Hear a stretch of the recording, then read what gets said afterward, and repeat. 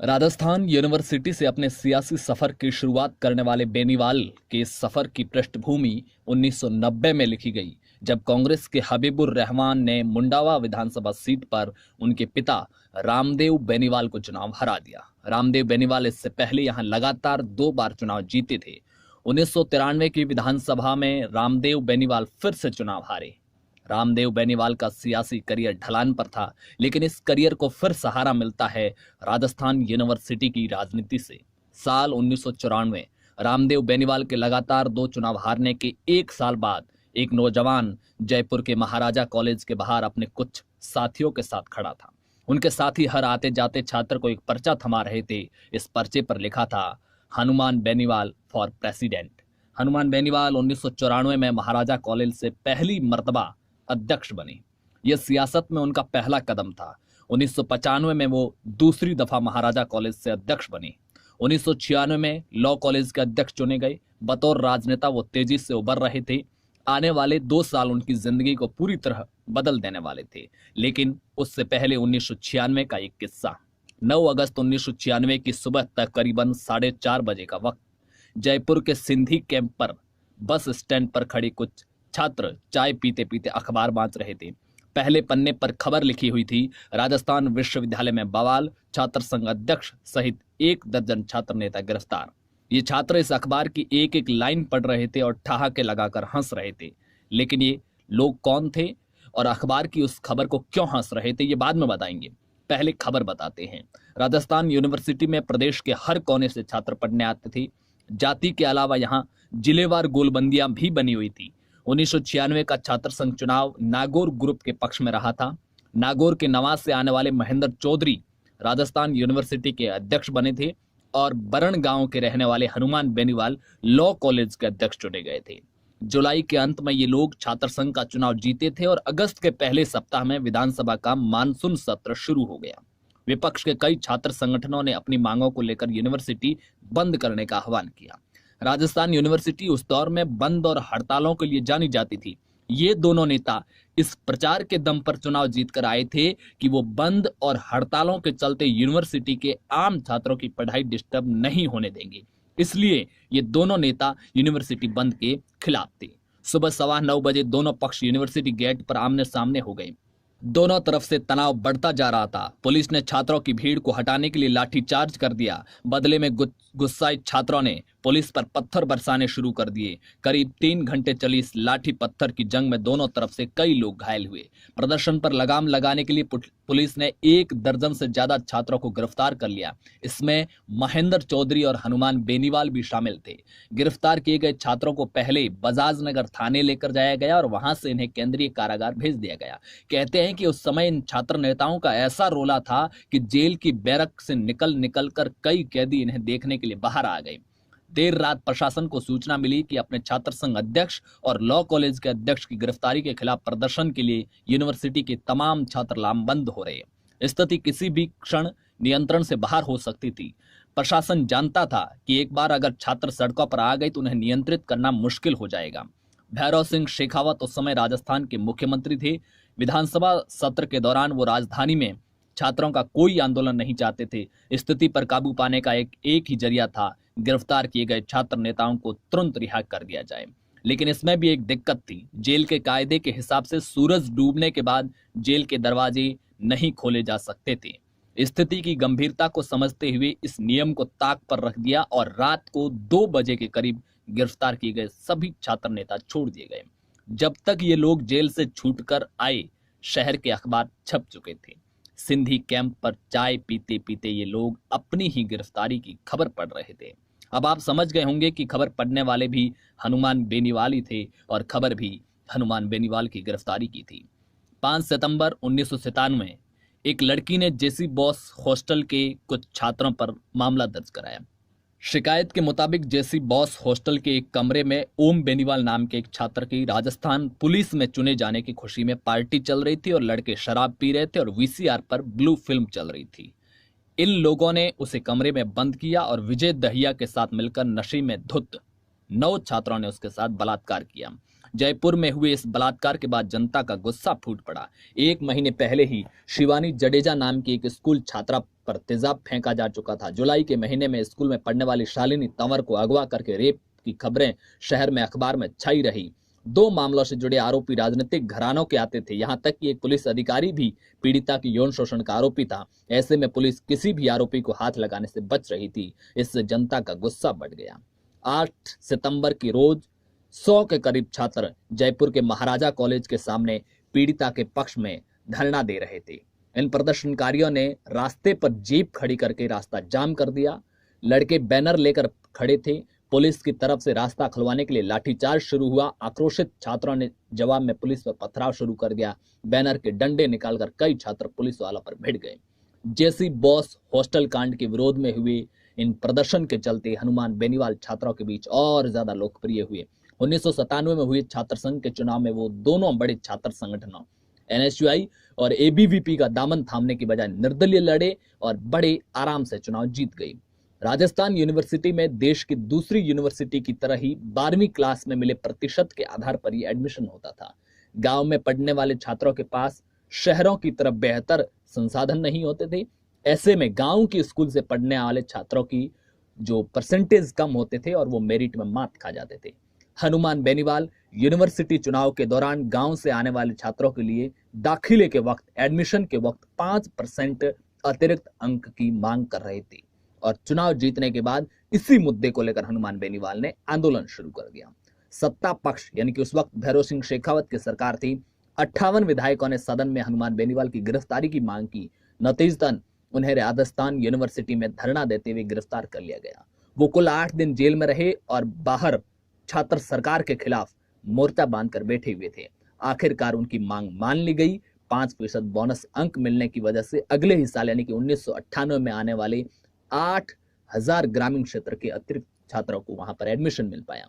हनुमान बेनीवाल के पिता रामदेव बेनीवाल 1990 और 1993 का विधानसभा चुनाव हार चुके थे। राजस्थान में वो जिस जनता दल का झंडा ढो रहे थे वो 1991 में चंद्रशेखर की सरकार गिरने के साथ कई टुकड़ों में टूट चुकी थी। इन कठिन समय में उनका साथ दिया भैरव सिंह शेखावत ने। वही भैरव सिंह शेखावत जिनके खिलाफ हनुमान बेनीवाल जयपुर में छात्र आंदोलन का नेतृत्व कर रहे थे। रामदेव बेनीवाल और शेखावत का परिचय जनता पार्टी के समय था। शेखावत के कहने पर ही रामदेव बीजेपी में आ गए। 1998 का विधानसभा चुनाव उनकी सियासत की अग्नि परीक्षा की तरह था। इस चुनाव में हार का मतलब था उनकी सियासी पारी का अंत। रामदेव इस सीट से बीजेपी के प्रत्याशी के तौर पर नामांकन भर चुके थे। 8 दिसंबर 1998 को राजस्थान में विधानसभा के चुनाव होने वाले थे। वोटिंग होने वाली थी। चुनाव के लिए कैंपेन जोर पकड़ रहा था, लेकिन इसी बीच 12 नवंबर को अचानक खबर आई कि दिल का दौरा पड़ने की वजह से रामदेव बेनीवाल का इंतकाल हो गया। ये परिवार और पार्टी दोनों के लिए अप्रत्याशित था। पार्टी के आला लीडर बेनीवाल के घर मातम पुरसी के लिए पहुंचे। वहां यह तय हुआ कि रामदेव बेनीवाल की सियासी विरासत को हनुमान बेनीवाल आगे ले जाएंगे। जरूरी क्रियाक्रम से फुर्सत पाकर हनुमान अपने नामांकन के लिए निर्वाचन अधिकारी के पास पहुंचे, लेकिन वहां जाकर उन्हें पता चला कि किसी भी उम्मीदवार के देहांत होने की स्थिति में हर राजनीतिक दल को 7 दिन के भीतर चुनाव आयोग को सूचना ये भेजनी होती है कि अब उनका नया उम्मीदवार कौन होगा। भारतीय जनता पार्टी की तरफ से यह सूचना भेजने में देरी हो गई और ऐसे में हनुमान बेनीवाल नामांकन अपने पिता की जगह नहीं कर पाए। पिता की मौत के बाद उनकी सियासी विरासत का छीनना उनके लिए दूसरा धक्का था।